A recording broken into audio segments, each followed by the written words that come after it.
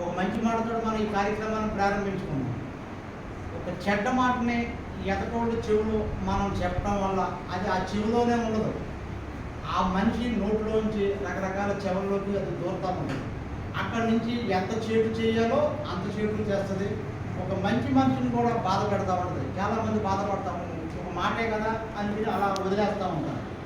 అందువల్ల చెడ్డ మాట చెప్పడం ఎంత తప్పు, అటువంటి మాటలు కూడా వినడం అంతే తప్పు.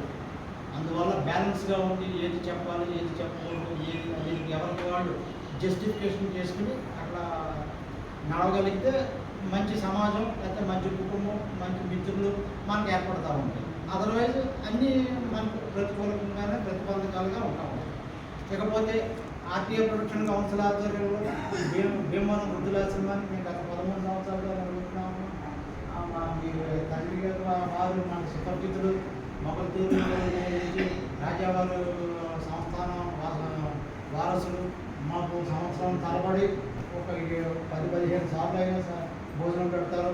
అట్లాగే ఇటువంటి నిత్యావసర వస్తువులు అనగానే మా వృద్ధులకి ఇటువంటి ఇవాళ మనకి అల్లూరి కిరణ్ వర్మ శ్రీమతి బిందు మాధవి దంపతుల కుమారుడు ఇగో ఈ హీరో అల్లూరి కృష్ణవర్మ గారు మొదటి పుట్టినరోజు సందర్భంగా ఇవన్నీ ఈయన మనకు మోసుకొచ్చారు. ఈ రాజు గారు ఒకసారి హ్యాపీ బర్త్డే చెప్పండి. ఈ వయసులో ఈ బాబుకి ఏమీ తెలియకపోయినా ఈ వీడియో పెద్ద అయిన తర్వాత చూసిన తర్వాత నేనే ఇచ్చాను. కనీసం పిల్లలంటే ఇటువంటి కార్యక్రమాలు ఏడుతుంటారు, కుయ్యోళ్ళు అంటూ ఉండరు, చక్కగా చూస్తున్నారు. ఆ రాజ లక్షణాలు అవన్నీ జీన్స్ అవన్నీ అడిగినట్టున్నారు. చక్కగా ఈ ప్రజలు ఈ పాలకులు మనమంతా ప్రజలు ఎలా చూస్తారో చూసారా, గుర్రం మీద వచ్చినట్టు చంకెక్కి చక్కగా ఉన్నారు. ఇది మనకి ఎన్వి భోజనాలు కూడా మనకి ఏర్పాటు చేశారు. అందువల్ల ఆశ్రమం తరపున మరొకసారి ధన్యవాదాలు తెలియజేద్దామా.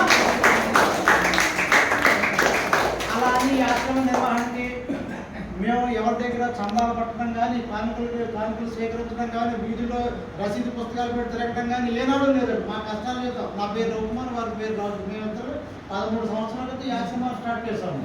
ఎలా నిర్వహిస్తున్నామో ఏంటో ఆ ధైర్యం, ఆ పట్టుదల, ఆ సంకల్పాన్ని చేసుకుని ఆ ఆధారం చేసుకుని మేము ఇట్లా నడిపిస్తూ ఉన్నాం. ఇద్దరు పిల్లలు పెంచాలంటే తలకిందుగా తప్పని చేసి మొక్కలు వేసేస్తారు. పిల్లలు అటు వెళ్ళిపోతారు, పిల్లలు ఇంటికి వెళ్ళిపోతారు, అది కావాలంటాడు ఇది కావాలంటాడు, ఇంకేదో.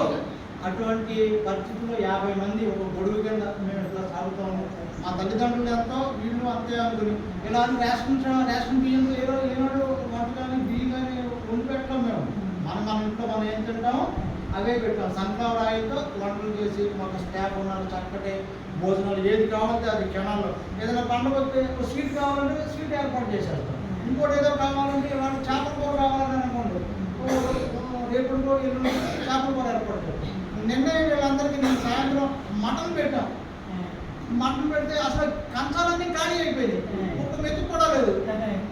చక్కగా అటువంటి విధానంలో మీ ఆశ్రమాన్ని నిర్వహిస్తున్నాం. ఇవాళ మనందరికీ తెచ్చారమ్మా రాజుగారు. అమ్మా రాజుగారు చూడండి, మీరు తెచ్చినవి ఎలా ఉన్నాయో చక్కగా ఈ మామలకి తాతలకి అందరికీ ఉపయోగపడతాయమ్మా. ఇదే రాజుగారు. Thank you very much.